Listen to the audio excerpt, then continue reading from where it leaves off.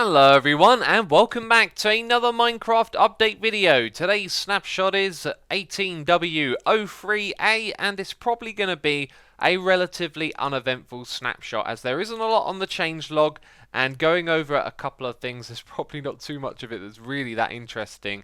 One thing though that is supposed to have changed is the horse. The horse model has been updated or changed in some manner. Now on my second channel I actually made a video comparing the old and new models side by side, so I'm actually going to throw that up on the screen briefly so you can see what I got up to there. Now I've been watching that video over and over again and then walking back into this world and trying to suss out which part of the horse it is that has changed. The legs, the body, the tail, the neck, the head, all of it looks the same to me, so your guess is as good as mine as to what has actually changed here. But it is in the changelog. I will have to interrupt myself here as a Reddit user has actually posted before and after images of the horse, and the difference appears to be that in this new update the neck region, the hair on the back of the neck and the mouth is generally just a little bit smaller. Not a huge change, but it is actually noticeable if you pay attention to the images. So the next thing I'm going to show you is kind of not a big deal, but if you've never seen this part of the game before, it's good to know about it. And I was actually planning on making a video about this a long time ago and then kind of lost my way with it. So there is a part of this game called /debug. Down here you can start and stop a debugging session, and what this will do is it will create a basically a file with all the information about what's happening between when you start and stop it. So you can see there it says 5.0 seconds, 101 ticks, 19.97 ticks per second. Now the game is supposed to run at 20 ticks per second, so that is pretty much as good as it's going to get in a regular world like this.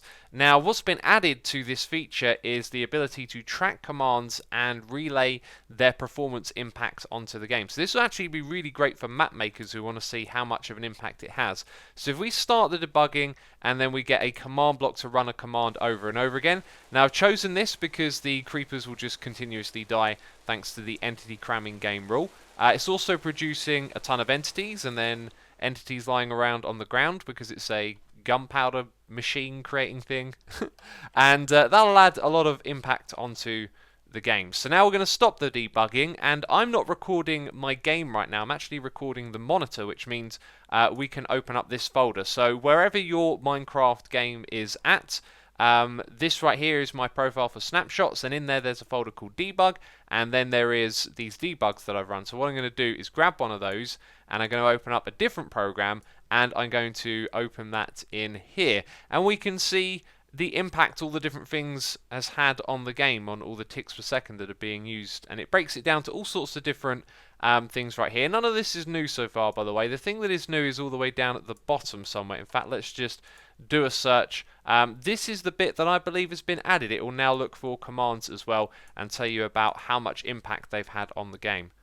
So moving on from the debug profiler, you may rejoice if you speak languages other than the ones currently supported by the game, as a whole bunch of new languages have supposedly been added into this menu right here. Now I'm not so familiar with it, so I couldn't point out exactly what ones there are, but it's good to see the game getting translated into lots more languages. I've learned two new things making this snapshot today, and one of them was the language screen that we saw a moment ago. That actually affects this chat right here as well, which I was entirely unaware of. Now on the changelog it also says allow /data_get something to work with non-numeric values. I'm not sure if I'm actually doing this right, but I am a non-numeric value, right? And in doing this I found out that you can see loads of cool stuff about the player or whatever entity it is you target. Now that is unfortunately awful to look at in this instance, so we're going to change it back to this one right here, and now the text becomes very readable. For example, you can see what selected slot I have and also what's in my inventory. So if I go and add a couple of items and run the command again, you can see at the bottom there it says Minecraft redstone lamp, daylight detector. If you were playing on a server with someone and you wanted to know what was in their inventory, you could use this command to do that. I don't know if that's the new feature, but it is extremely cool. So the particle command has been made slightly easier to use, or at least to check out particles, I think is the intention here. So /particle, then you have the name of the particle. Let's pick angry villager.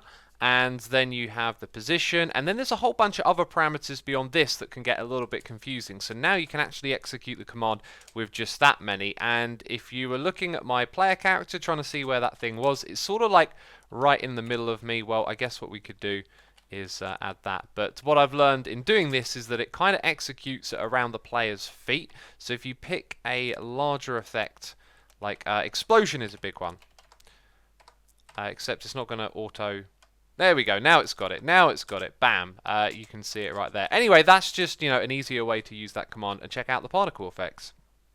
So all the changes so far are the bigger things, the feature changes, I guess, and everything else in this update is a bug fix or classified as one. They're all related to this update cycle, so no big or major changes to old bugs or things we've been waiting on for a long time. There is one change I wanted to mention though, is that data packs will now work as zip files. Now I've been messing around with the data packs a little bit. You couldn't zip them up and use them that way. So the whole data pack command thing will now support zip files. Well, that's it, people. That's all I got to tell you about this snapshot. If you enjoyed the video, leave a like. And if you're wondering about 18w03b, it was just to fix a couple of minor things. So all the big changes are in this snapshot right here. Anyway, that's it from me this video. Thanks for watching. I'll see you later. Bye-bye.